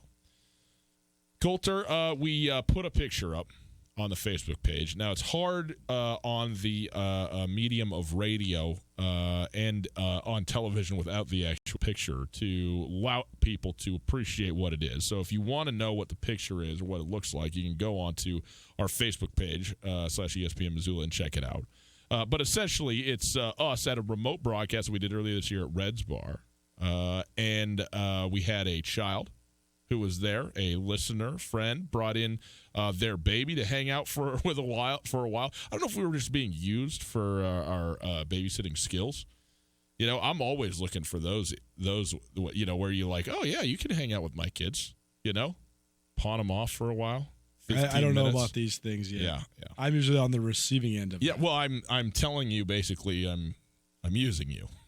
It's great. I mean, Coulter, you want to come over for dinner? It should be interpreted as, hey, come watch my children so I can go downstairs and just sit on the couch. I told him last time you guys went to Mexico. It was hilarious. That worked out. They believed you, too. I know they did. But they were sadly to me, not sad at all about it. Oh, no, they were sad when you came back. Alethea had it all planned out. Alethea's like, oh, no, my house, I'm running the show. Thank goodness. I've been waiting for this my whole life. Well, he, in any case, we got a picture of, me holding the kid, doing the radio thing, and the child is less than thrilled to be sitting next to me. That's pretty clear and probably pretty standard as well. So let's take a look at a couple of the responses that we got here on the Facebook. Oh, where am I at now? See, I sat here and I had it all set up for me, and now it's gone, Coulter. You know, I lose it all in. I got it here. I can tell you a couple of the good ones. Give us the three top ones that you like. I think a couple of the good ones. One that's just a pertinent one, and definitely one from someone that's been paying attention to the media in town this week. From Eric. He says, Dad, you shouldn't have asked about last season. For those that don't get the joke, Bobby Houck informed the media that there's no more questions about last season because they've been getting them ad nauseum. And, on one hand, I think that sometimes, it was a harmless question that Dalton C was asked. But on the other hand, I could get how you'd be tired of talking about the way that last season ended. If you're Bobby Houck, he's been talking about it for nonstop for 10 months. So, either way, that was funny, though, because that is definitely somebody that pays attention. Very well done, Eric. Yes. From Chad, how many diapers do these guys go through in a day? With then a follow-up reply, because they're full of whatever you want. Guess what? Yeah. They're full of the things that diapers are full of. Yeah. I like that one. That might be a winner right there. That's pretty good. And then one from Eddie. He said, why does this guy smell like wings? Tommy, where's my wingy? All right, It's pretty good for a Wing It Wednesday guy. Good faithful listener. Yeah, I thought there was a couple of good ones in here. A couple of them wanting to know, I'd like my, why is this guy drunk in a bar on the radio? Please bring me a milk, no ice. Thought that was pretty good. Yep, that's good. And so there's a few in there. I do think how many diapers do these kids go through in a day? Do these guys go through in a day? Because it smells like, or what they say smells like. Mm-hmm. It's probably about right. It's pretty funny. Okay. Chad? Congratulations to Chad. Excellently done. We will we'll get in touch with Chad. We'll get him his pair of tickets to the North Alabama and Grizzly football game. Very well done. Coulter, as we get out of the college ranks for a little while, been talking about it a lot. The NFL season starts tomorrow, my friend. Tomorrow. Whew. NFL football. I've gotten into the best ball tournaments, these drafting, where you do one draft and you leave it. I don't know. I gotta feel this out. The more fantasy, the better, as far as I'm concerned, though. In any case, I'm not going to bore you with the details of that. I'm just saying you got 24 hours left to get your teams drafted up. Ezekiel Elliott made the news today. A 6-year extension, notably does not, quote-unquote, replace the current contract, but it's $50 million guaranteed, a $7.5 million signing bonus, a $13 million option after next season, and he is guaranteed $28 million today at signing. The signing bonus is 7.5, but then 28 at signing. He is guaranteed another almost $10 million on the 5th day of the league year, which is like what the league New Year's in early March, so somewhere in the second week of March. $10 million in 2021 and $12.5 million in 2022 for being on the roster or whatever. This is about a $13 million contract a year until the last couple of years where it balloons. Interestingly to me that it balloons there at the end. $15.5 million in 2025 and $16.6 million in 2026. The guaranteed money is what you want to pay attention to here, of course. Because it is significant, $50 million. It is the richest contract in the history of the NFL for a running back. This is an extraordinary length of a contract, though. And I just can't take it seriously. Because Ezekiel Elliott has touched the ball, I want to say like 28 or more times in 26 games the last 2 seasons. He's up and over 300 touches, I think, every year of his career thus far. Yeah, he has. No, he didn't quite have 300 touches in 2017. He had 278 touches. Okay. But in 2016, he had 354 total touches, and then 278. And then last year, he had 381 total touches. Okay. The one thing I will say this too, there is only a very small sample size of guys that have touched the ball 375 times or more in a single season, and if they've done it twice in a row, it is the most tried and true form of erosion that we can find in pro sports. You look at guys like Larry Johnson, Jamal Lewis, Ricky Williams, Priest Holmes, 1,500 yards, done. Done. Let me tell you something. The money, the $50 million guarantee is a lot. The duration of this thing means nothing to me. The chance that Ezekiel Elliott is doing what Ezekiel Elliott is doing now in 2023, to say nothing of 2026 when this runs through, zero. It's zero. And that's not that he's not going to be in the league, won't be productive, but he is going to – he is a great running back. He is one of the top 3, for sure, 3-4 running backs in the NFL right now. And he is never going to be in the top 10 in 5 years. Never. Will not happen. And the ability to, assign these dollar values to this guy in 5 and 6 years from now, and that somehow to be enticing when you can just be cut or released or waived or whatever at that time, and then this money just goes away. It just doesn't have any. So of course they'll go, yeah, we'll give you $16 million in 2026. Sure. No chance he's going to get that money. No chance. No chance. And so, I mean, you gotta. This is the weird thing, because the teams take advantage of guys' own self-belief, and every NFL player is going, well, not me. I'm rolling. I'm good. I will get through. I'll do whatever. And by the way, if Ezekiel Elliott is still producing, 1,800 to 2,000 yards from scrimmage between running and passing in 3 years, why wouldn't you do the exact same thing you did just now? Go back down to Cabo, because he didn't quit, but he held out halfway through his contract to get 6 more years on the back end. So why would you ever think that he would even play through if he was still playing, 2022, 2023 out to 2026 without having this whole thing come up again? So in any case, that's where we're at. Good for Ezekiel Elliott. I don't know if it matters. The Dallas Cowboys, I think, Coulter, were the number 11 rushing team in football last season, even with Ezekiel Elliott back there doing it. I don't think that's good enough for Dallas. Definitely not. They're not a team that's a prolific or passing team, and they're not going to be. They're tenable. They're an effective when they're running the ball like they should be. They're a good passing team. They got Amari Cooper in there. They bring in a couple. I mean, what's Randall Cobb going to do for you? Who knows? But they got a couple of guys, and Dak Prescott is a solid quarterback. That's what he is. It's a good quarterback. But they're not winning games through the air. They have to be, to me, actually quite balanced. They're one of the unique teams that has to be kind of the old school of a nice mix in there. Well, that's what I'm saying. Their passing game's only actually good if they are running the ball.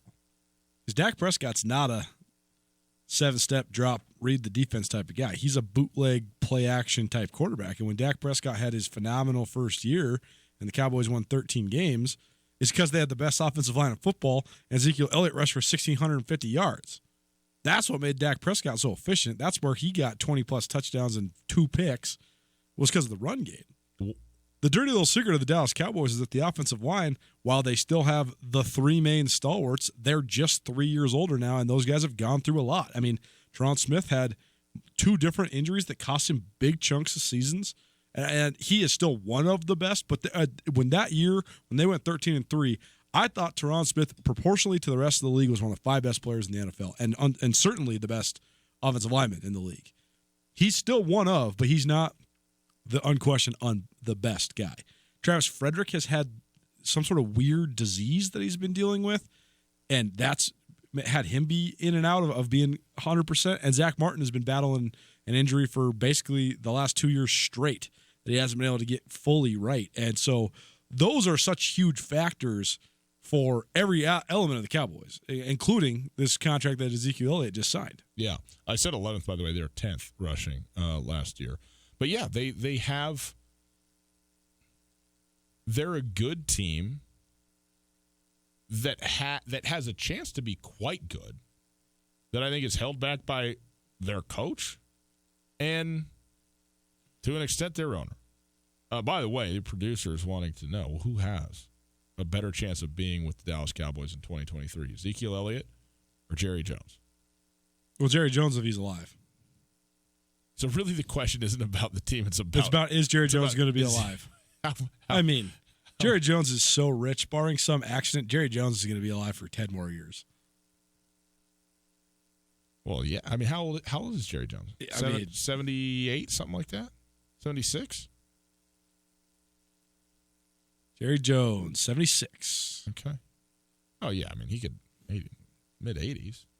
For sure, he could go that Remember once upon a time when the Dallas Cowboys were for sale for $50 million?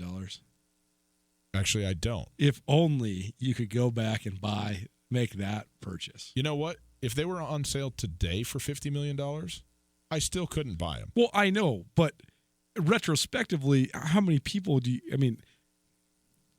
President of the United States now, He had a chance to buy them, and he said it was a terrible investment. I would never want that. Now they're worth like $5 billion. Yeah. The steak business. That's the way to go. Sell steaks. Buy the Washington Generals of the USFL and then run the league in the ground. We digress. Is Antonio Brown going to be good this season? This is what you want to know. What do you think? Well, that's not the question. Antonio Brown is good and he'll be good. The question is, will Antonio Brown play? Well, he's playing. He got cleared today. No. I mean, he's going to play for now. He's going to play week 1. He'll probably play the first month, 2 months of the season. But when is something going to happen where Antonio Brown says, you know what, it's time for another hot air balloon ride? Oh, it didn't land in time. Sorry, I didn't get there for the game. Well, right. So this is the type of thing that he hasn't ever really done that during the season, though. Yet. But am I wrong about the direction the needle is pointing on Antonio Brown and off-the-field narcissistic issues?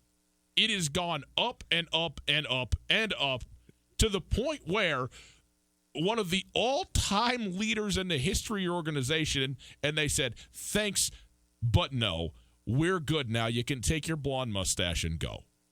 And that is my worry here about Antonio Brown. If Antonio Brown is on the field for 16 games, he's going to produce. He may not be even a top 5 wide receiver, though he could be. I think he'll definitely be a top 10 wide receiver if he does that.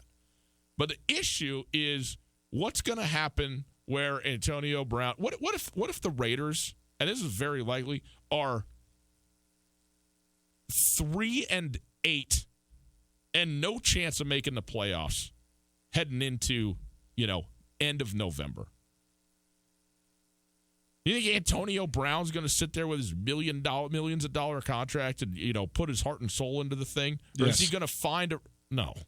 I do. I think that Antonio Brown's misunderstood, man. I think that what you're saying right now is the reason why I think Antonio Brown's going to have a huge year. Because I think that everybody's hating on Antonio Brown, and I think that there is some justifiable reasons to question him. Because I do think that for whatever reason, Antonio Brown was in the spotlight because of his production in the fantasy football world, but he wasn't in the spotlight because of his personality. For like his first 5 big years in Pittsburgh, he's on a string of 7 huge years, right? The first 5 years, people knew Antonio Brown, the fantasy football player, the producer, the guy that's on the bottom line, but they didn't really know Antonio Brown, the character. And then he did sort of play his way out of Pittsburgh, and I think that is a real concern. I do think having a fresh start with a coach like John Gruden, combined with the fact that there is a national narrative that Antonio Brown took a step back last year and that he's going to take another step back this year. Maybe it's a proximity bias because I have been watching Hard Knocks. Antonio Brown talks about this stuff. He says, sleep on me. Sleep on me. See what happens. No. Antonio Brown doesn't say it. Everybody says it. Everybody says it. Yeah, I understand the difference between Antonio Brown and everybody else. Antonio Brown's straight up better than you. He's unbelievable. I mean, Antonio Brown, at his best, is one of the greatest receivers in the history of the league in terms of his diversity of the way he can play the game. No, this isn't in question. Nobody's arguing that point. What I'm saying is the older that he's gotten, and when he first broke into the league, undrafted, right? Am I right about this? No, he was a six round pick. Okay. Very late. Maybe he'll make a team. No fanfare whatsoever. And he had unbelievable talent that was clearly scouted, not represented well. But also he worked his backside off. And by the way, if you watch Hard Knocks, he's still working. No, the work ethic is there, and it's going to be there. But also, there's something when you come in as a rookie, as a second, as a third-year guy who was undervalued, underappreciated, and now all of a sudden you are starting to make a name for yourself, and all of a sudden you're being highly productive, and all of a sudden you're the number one guy on a stalwart franchise like the Pittsburgh Steelers and having looks every year at going to the playoffs and even Super Bowls. And initially, that grind, you just keep your head down. People didn't know who he was because he kept his head down, and like he didn't come in the number one overall pick, sure, or first round pick or whatever it is. Yep. So once he, though, got to the point where he was the unquestioned best wide receiver, certainly on his team, there's a couple years where he might be the unquestioned best receiver in football. And see, I think Antonio Brown's been unquestionably the best receiver in football for the 5 years straight. No, that is not a fact. You're right. DeAndre Hopkins entered the conversation last year. And Julio Jones was in the conversation for several of those years as well. He's in the conversation. He's not AB, though, man. AB's not Julio. I just think that the diversity of Antonio Brown's skill set is second to none. I think the diversity of Julio Jones' athleticism and size and skill set is second. Oh, trust me. I love me some Julio. But all I'm saying is just not a questionable. It's a question. But He's right there. Point being is, at this point in his career, with all the money, at 31 years old, he's used to just being the man. Like, that's it now. The days of being the 6th-round draft pick from whoever knows where, that's all over. And I'm saying it gets weirder and weirder as you go. And fame and the money and all that stuff and the repetition of it, he's working hard, and he is going to produce. But there's going to come a point where Antonio Brown isn't playing football. Now, maybe he rides off into the sunset 5 years hence and has collected another 7,500 yards receiving and is in 6 more Pro Bowls. Or maybe he gets injured, or maybe his team is really bad. He finally gets into an argument with Mayock going public to the media with him. He keeps tweeting out photos of the fines that he's receiving from the team for not showing up to practice in the first place. And they go, you know what? Enough of this, because if it wasn't enough for Pittsburgh to keep him around, that says to me maybe there are other teams who are going to be over it sooner rather than later with him. I think it's going to be fascinating saga to watch. He is going to be good. If he plays and he's out there, he's going to be very good.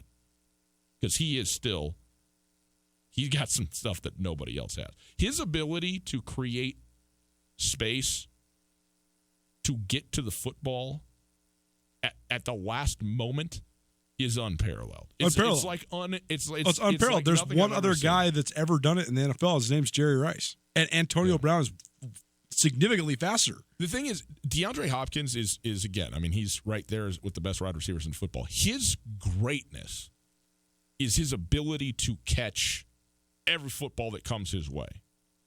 But the difficulty, the degree of difficulty with the catches DeAndre Hopkins will make is not even inconceivable. But also, the reason Antonio Brown doesn't make some of those catches, because he doesn't have to. Because he knows how to just maneuver it, get the little touch and hand out, and he catches everything clean perfectly every time. He's a surgeon. He's a wide receiver that's a surgeon. And I think he's great. I'm just saying, I think there's reason to question whether 16 games is on the board for this man this year. That's all I'm saying. We shall see. You got to go? I got to go. You're leaving us? I got to go. After all, we're doing a new little Wednesday routine. We're going to try it out at least. As everybody knows, the Grizz practice right when the show's on. That's why I was here. About 10 minutes late, I had to go get Coach Alk. We'll share that interview with you tomorrow. It was great. He was funny. And they end practice right now, so I got to go get some players. We want to play some player interviews on this. Yeah. So I'm going to go interview Samari Torre and Justin Calhoun. So stay tuned for those as well. Okay. Very good. Colton, you go off to practice. Also, my Wing It Wednesday questions are coming up. They are about similar topics that we just talked about. Okay. Well, let's do it then. 329-1899, 329-1899. You call right now. Coulter's Wing It Wednesday questions. I still don't know the answers to these questions, so we'll have to look them up. We'll maybe get the producers in the back to find us the answers to the thing. I think you sent them out to us. So we will get those, but I can still be a lifeline for you, even though I'm asking the questions, because they're still Coulter's questions. You want wings to the Desperado Sports Tavern? 329-1899 is the phone number. 329-1899. Give us a call. We'll do 3 questions. We'll see if we can't get you the best wings in the city of Missoula right after this. Alpine Touch has been part of the fabric of Montana for more than 60 years. Decades ago, Russell Street started selling his Touch of Magic in whitefish. Years later, Alpine Touch's all-purpose seasoning remains a favorite. It's tailgating season, and there's no better way to spice up your grill before a Grizz game than with Alpine Touch. Go to alpinetouch.com now and use the checkout code ESPN10 for a 10% discount on your order. Alpine Touch is here to keep your mouth watering all football season. Alpine Touch, Montana's special spice. We ate a lot of steaks before we came up with the Montana Club's Private Reserve Cut Angus. It's as good a steak as you're going to get. Our Private Reserve Cut Angus is specially cut for us. And with our custom seasoning, it has a flavor that's absolutely incomparable. We're confident that it will satisfy the most discriminating steak customer for an unrivaled steak experience. Real Montana, real food. The Montana Club on Brooks and North Reserve, Missoula. No matter how far you may go, there's always one just down the road. Town Pump, who pump it up, pump it up. When you need a little extra brain power, head over to Town Pump. They've got what you need. 5-hour energy shots, 3 for $5. Plus Old Trapper 10-ounce jerky, only $10.99. Get energized at your Town Pump right down the road. Town Pump, right down the road. Pump it up, oh yeah. Mark your calendar for the 4th annual Selway Armory tent sale. The lowest prices of the year on guns, ammunition, and accessories, and massive amounts of ammo to stock up for the entire year. September 13th and 14th in the Lolo Shopping Center parking lot on Highway 93. Tons of ammo, guns, and other items at below-cost blowout prices. September 13th and 14th, 10 a.m. to 7 p.m. on Friday and 8 a.m. to 6 p.m. Saturday. The 4th annual Selway Armory tent sale at the Lolo Shopping Center, Highway 93. The Montana Senior Medicare Patrol reminds seniors to never give out your personal information to an unsolicited caller. A Social Security impersonation scam is currently being reported across the state of Montana. Persons pretending to be Social Security Administration employees are making calls with the intent of stealing the victim's identity. If you suspect someone of impersonating the Social Security Administration, please call Montana Senior Medicare Patrol at 1-800-551-3191. Russell takes a high snap, hands it off. Chris Carson pounds his way in.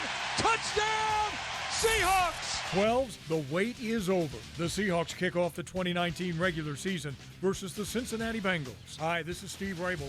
Join me this Sunday, pregame at noon. Kickoff at 2:05, right here on the Seahawks Radio Network. Russell takes the snap, steps up in the pocket, looks, has time. Now he's going to throw. Tyler Lockett looks for the ball. He's got it!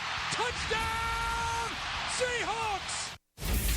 ESPN Missoula Sports Center. Good afternoon, Ryan Tootell, ESPN Sports Center. High school football got off to a resounding start as several of Montana's top players had sizzling debuts last Friday. Carson Rostad, the reigning state Gatorade Player of the Year and senior quarterback at Hamilton, threw for 396 yards and 6 touchdowns to help the Broncs to a 49-26 win over Butte Central. Jace Klusewitz, who's one of the rising stars in the state entering his junior year at Frenchtown, scored 4 touchdowns, including the game winner in double overtime to lift the Southwestern A's other Broncs, that's Frenchtown, to a 27-24 win over Dillon. Missoula Sentinel standout Jackson Lee, a 2-time All-State selection at Flint Creek the last 2 seasons, who is committed to the Montana Grizzlies, scored on runs of 46, 11, and 65 yards to boost the Spartans to a 65-15 win over Great Falls High in his Class AA debut. And Tommy Mawat, a Montana State commit, threw for 332 yards and 5 touchdowns to lead Butte High to a 46-20 win over Belgrade in the first ever Class AA game for the Panthers. The Pioneer League has announced its season-ending All-Star team on Monday. 3 players from Billings, Grand Junction, Idaho Falls, and Ogden all earned spots.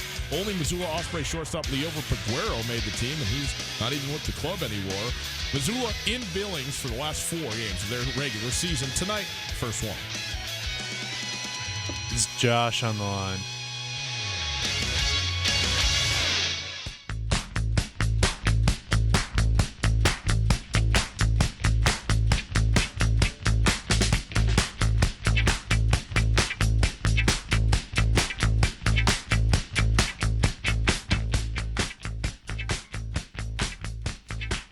It is time for a Wing It Wednesday. This time without the person who had the Wing It Wednesday questions all put together. Very odd scenario in which we find ourselves, but we shall get through it. It is Tootell Nuanez, 102.9 ESPN Radio. We are broadcasting live from the Kurtz Polaris studios. Kurtz Polaris is at 2904 West Broadway in Missoula, Highway 83 in Sealy.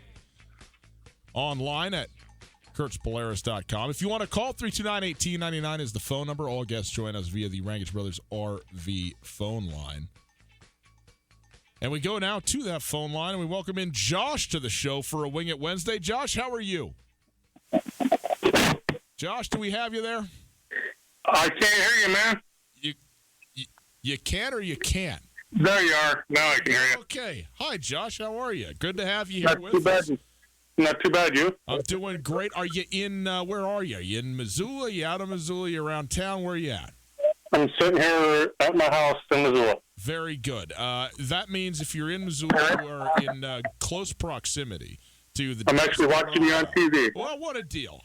Hi. All right. Yeah, let me wave to you there. So here's the deal, Josh. We got 3 questions for you.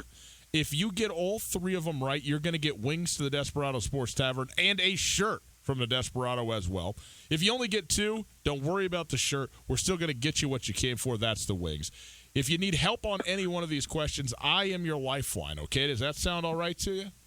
Works good for me. Okay, here we Boy, go. some chicken wings would really hit the spot.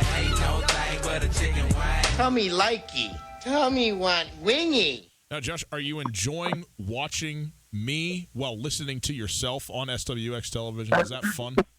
It's actually it's a little different. Yeah, it's a little different. It is a little. One day we'll do it in person, and I'm sure it will be a much more familiar interaction. You know, as I understand, the media thing is a little weird, but I'm happy to have you here. All right, Josh, here we go. These are Coulter's questions now, so I only have the questions in front of me. I am your lifeline on one of these. We'll see what we can do. Here we go. Question number 1: Who is the NFL's active leader in receiving yards in his career? Okay, so that the guy who is currently playing football is how I'm understanding this, that has the most receiving yards right now. Active. Antonio Brown, maybe? See, that would be my guess. And now Coulter did send out the answers to this deal. It is not Antonio Brown though. Let's put in a placeholder here. See, because we talked all about Antonio Brown, didn't we? And that was top of mind, and we had it all in our heads, and we said Antonio Brown. Let's come back to this. Let's do this. There are only 3 other active players, other than the one player who is leading the all-time, who have more than 10,000 career yards. Name 2 of them. Jerry Rice. Active guys. Sorry, active. Oh, players. active guys. Yep. Gosh, I don't really follow much of the new stuff anymore. Well, I'll give you a hint. It's got to be one of the guys you just said. Who are you? Yeah, Antonio. I was trying to think of somebody else. So AB is definitely one, but there's only 2 others. One guy who you definitely would think of, I think, is like, you'll know who he is. Well, you'll know both of these players. I'm surprised at one of these. I have looked at the answer on this one, I must say. I can think of him, but I just can't remember what team he plays for. Can I use you as a lifeline? You certainly can. It would be a good thing now that I've seen the answer. The other 2 are Deshaun Jackson, which is somewhat, they're really surprised. You've been doing it a long time, Deshaun Jackson, but maybe not. People don't have him in that category. And then Julio Jones. Julio, of course, the Falcons. So there you go. So there you go. There's number 2. Here we go. Here's question number 3. How many players have caught at least 1,000 passes in their career? Are we going active players again? No, total. No. Okay. I think this is all time. Okay, so obviously Jerry Rice makes these caught like a bazillion passes. Yeah. So just how many players? How many players? Yeah, this is a weird question. Yeah, that's a tough one. I'm going to say 15. You know what? You're actually very close. 11 is the number. 11 is the number. I think it's a proximity get by you right there. And, Josh, you've got yourself wings to the Desperado. Okay, my man? We're going to set you up with those things. You give the guys in the back your information. We'll have you out there elbows deep in sauce, okay? Sounds good, man. Thanks, Josh. Appreciate it. Well done. Yep, you have a good day, bud. For those of you who are either yelling at your radios and your television sets right now or, trying to think of it, the active leader in terms of receiving yards, Larry Fitzgerald. That stands to reason. That makes sense to me. He is, he's just an all-timer. I think he's poised to have another pretty decent year myself. Remember 5 years ago when everybody's like, yeah, Larry Fitzgerald, done. Just another 1,000-yard season. Just another 1,000-yard season after that. Just keeps it going. Unbelievable, man. Larry Fitzgerald. Love Larry Fitzgerald. All right. Quick break. We'll come back. We'll get back into some football stuff. We'll hear from Dalton Snead, the quarterback of the Montana Grizzlies, talking about the game against South Dakota and what his role is in this offense and what he likes about it. Next.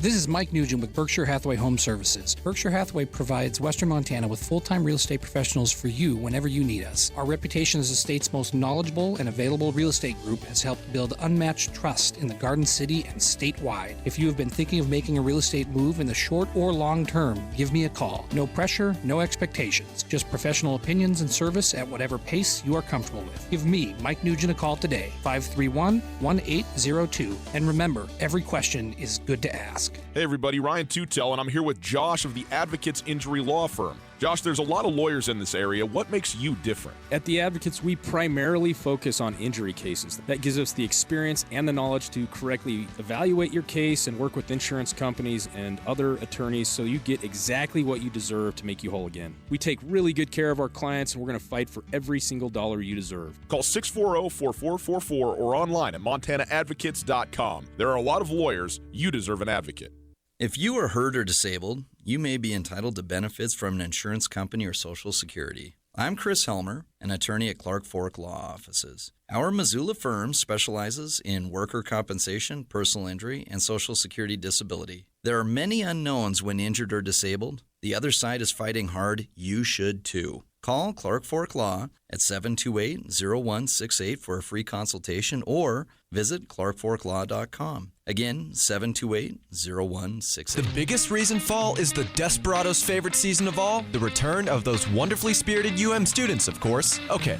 So football is the real reason the Desperado gets pumped about fall, but you can't have college ball without college, right? So this season, the Desperado is bringing the best of both worlds together with live broadcast of Montana college football and all your favorite college football teams, along with Missoula's best hot wings and coldest beer. Fall has arrived, and there's more than one reason to celebrate at the Desperado Sports Tavern on South Russell, across from the Y. Casey here from the Mud Project, inviting you to our annual garden party Saturday, September 7th. You don't want to miss Mud's biggest event of the year with food, live music, and dancing. Close out summer celebrating and supporting the community behind Missoula's sustainability efforts. Connect with other Mud members and learn what the folks at Mud have been up to. Saturday, September 7th, 6 to 10 at the Mud Project site on Wyoming Street. For details and tickets, go to mudproject.org. And don't forget to wear your dancing shoes. Russell takes a high snap, hands it off. Chris Carson pounds his way in. Touchdown, Seahawks! 12s, the wait is over. The Seahawks kick off the 2019 regular season versus the Cincinnati Bengals. Hi, this is Steve Rabel. Join me this Sunday, pregame at noon, kickoff at 2:05, right here on the Seahawks Radio Network. Russell takes the snap, steps up in the pocket, looks, has time. Now he's going to throw. Tyler Lockett looks for the ball. He's got it! Touchdown, Seahawks! Tootell and Nuanez on 102.9 ESPN Radio for Missoula.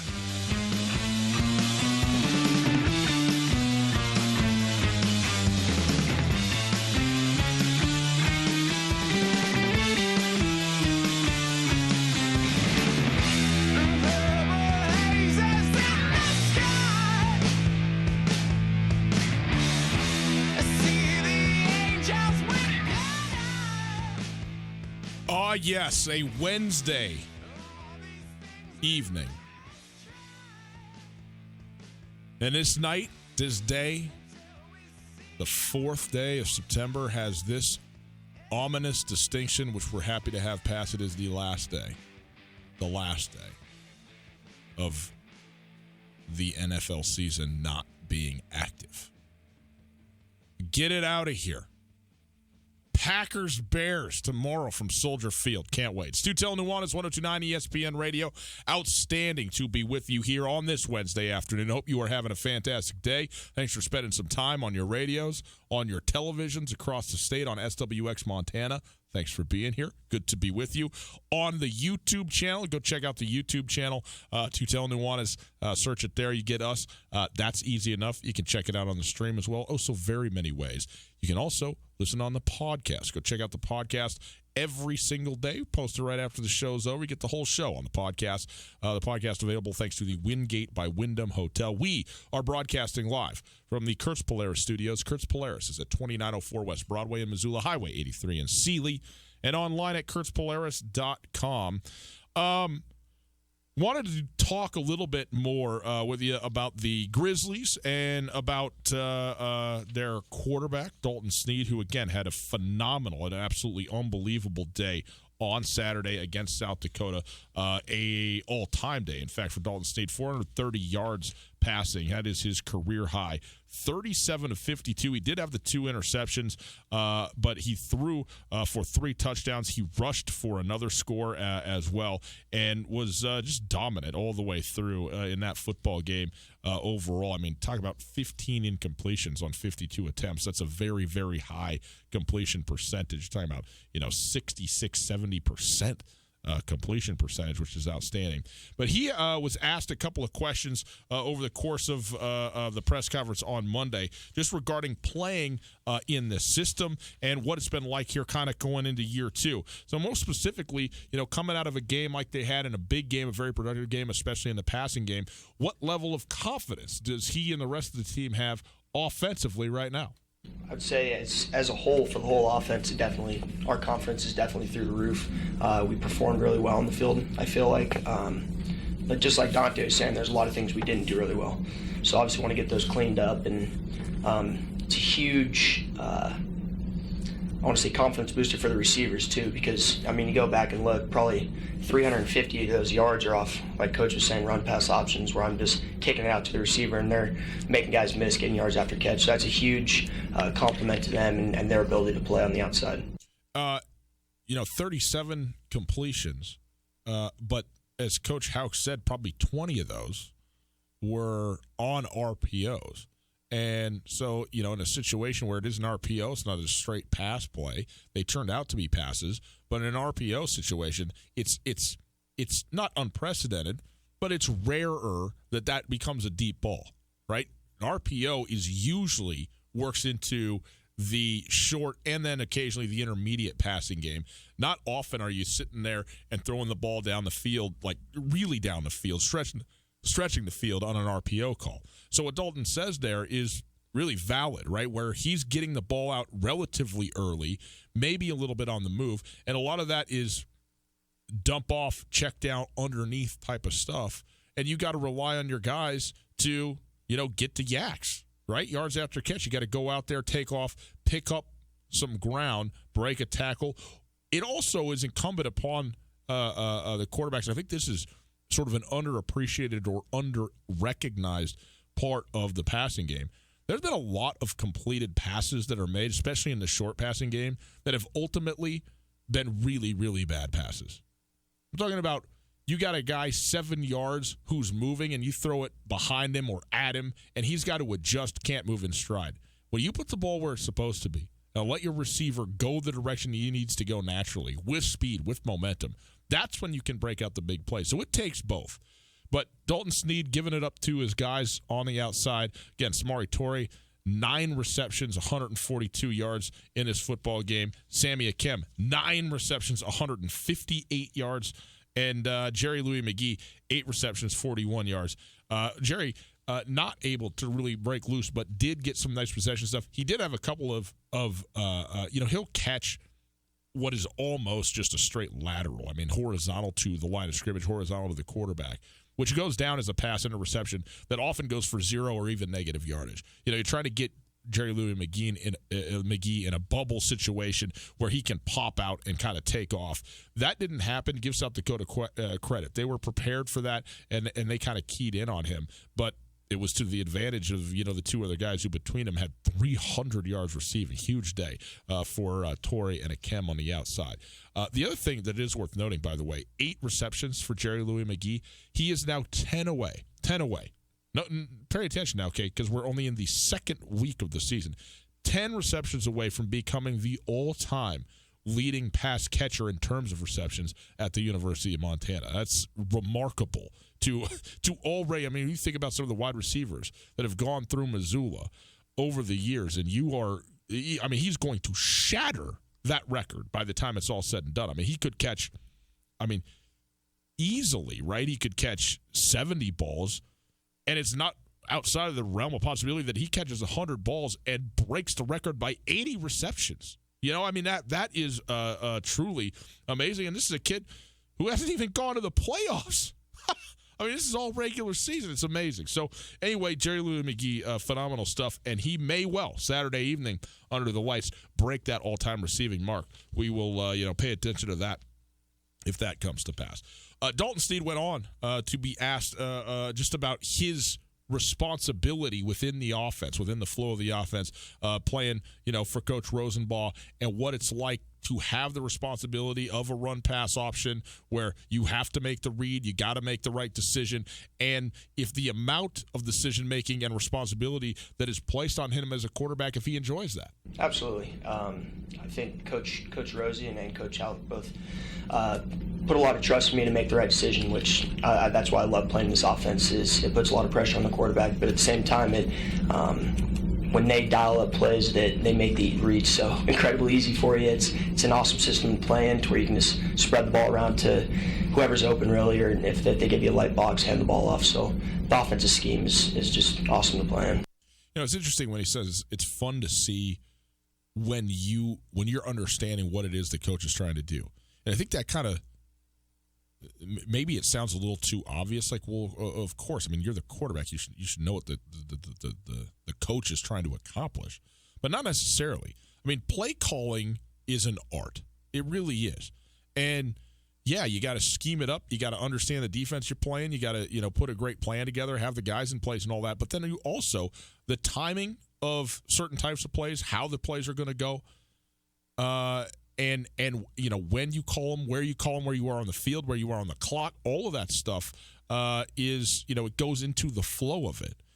And the coach isn't explaining the philosophy of why he's calling a particular play while he's calling the play to his quarterback, while he's calling the play to his offense. He's just out there, whether they got the hand signals or, the yellow, the orange oven mitts, like they're directing an airplane into perch or whatever it is, all the different ways that we've seen to call plays over the years. But all of these things, you're not sitting there going, well, here's what I think. I think because it's 3rd down and 4, and the last times we've had 3rd and under 5 that they've kind of jammed the box, so we're going to try and get them on a little misdirection. All that kind of, that's not good. That's not being expressed.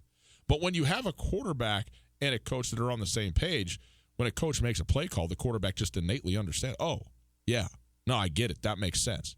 And the second full year in this system with this, same offense, same offensive coordinator, and the way that they have gone about, attacking these teams, seems like Dalton Sneed really does have a significant comfort level, as does the rest of the offense. But Sneed is the field general, the quarterback who is making those decisions.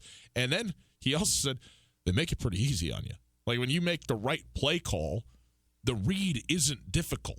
In some cases, the read is difficult. What am I going to do in real time? Got to figure it out. But in a lot of cases, maybe I'll just throw it to the wide open guy, right?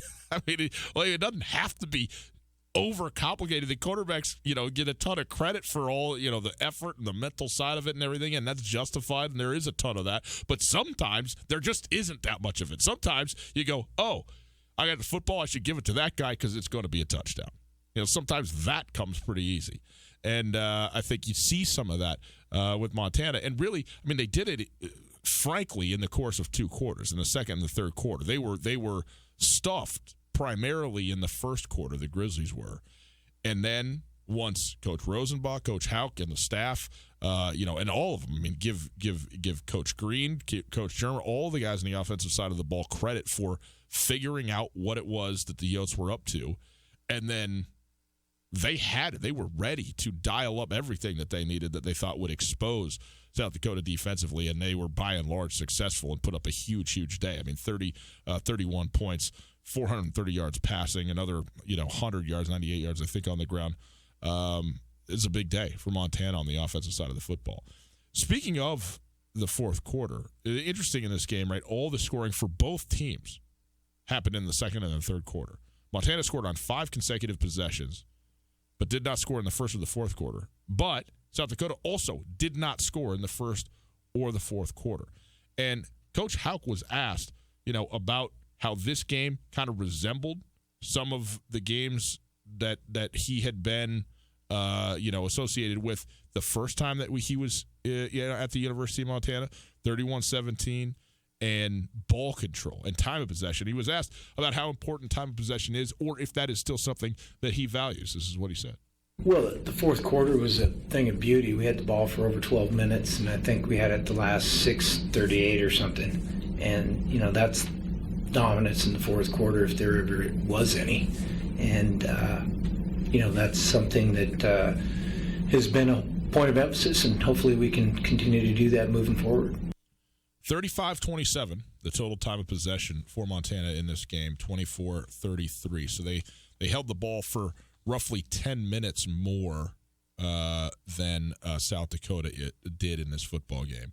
But as Coach Houck pointed out, the fourth quarter, 12 minutes and 8 seconds. In fact, over 20 minutes in the second half in total. Over 20 minutes in the second half in total. And that is, as he said, both a thing of beauty and dominance. And it is certainly worth pointing that out, because for all of the woes that the fourth quarter was for the University of Montana last year, and the having a lead in the fourth quarter in 10 of the 11 football games, only to lose many of those games and end up going 6-5 on the season. The fact that it was 31-17 at the end of the third quarter became, even though the game was well in hand, like, you could feel the dominance and the control that Montana was in the football game against South Dakota. You really could. And yet, when you look back to last season, and it's all the same, coaches and most of the same players, many of the same players, and you go, oh, what is going to happen in this fourth quarter? Are they going to be able to hold on? Is the bugaboo, and now it's in your head, and are you thinking about that, and is that going to come back to haunt you? And it absolutely didn't. And they were, in fact, their best, at least in terms of ball control, time of possession, not giving South Dakota a chance in the fourth quarter. Down 2 scores, and the Yotes had the ball for under 3 minutes. That's not a lot of time to make up, a 14-point deficit. Not a lot of time to do it. Montana deserves credit for it, and that is a good sign for Grizz fans. Very good sign, in fact, for Grizz fans, that this is perhaps, a brick in the wall of moving in the direction that you want to move, that you need to move as a program to make sure that you can finish teams off, when it's time, when it's game time down there in the fourth quarter. Boys and girls, a happy Wednesday to you. We'll be back tomorrow.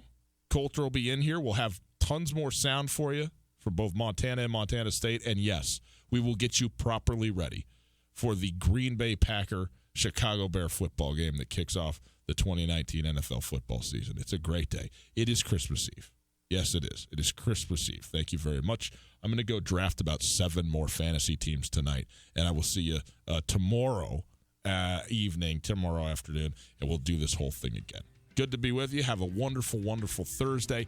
Thanks for spending part of your day with us. Tootell Nuanez, ESPN Radio, SWX Montana Television, YouTube TV, the stream, and on the podcast. There you go. Inoculum, #1 trending thing on earth right now, right? If I'm understanding it correctly. Have a great night. See you tomorrow.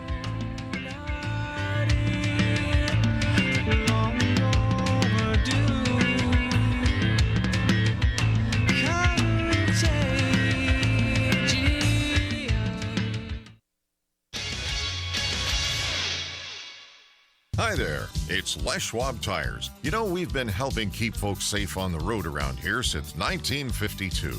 That's why you can save up to $152 on a set of 4 select light truck and SUV tires during our fall tire sale. So swing by or book an appointment at leschwab.com. Les Schwab Tires, doing the right thing since 1952. Limited time offer while supplies last. Discount depends on tire size and type. Cannot be combined with other offers. Details at leschwab.com. On Russell, across from the fairgrounds. Hey folks, Ryan Tootell, and I'm here with Josh of The Advocates. Josh, do most injury accidents end up in court? Luckily, most personal injury cases can be settled out of court through a fair negotiation with an insurance company. However, sometimes it is necessary. I'm prepared to do whatever it takes to get a fair settlement. Luckily, most personal injury cases can be settled out of court with a fair negotiation with the insurance company. However, I'm prepared to do whatever it takes to get the right settlement for you. It's Josh at The Advocates, 640-4444, or online at montanaadvocates.com.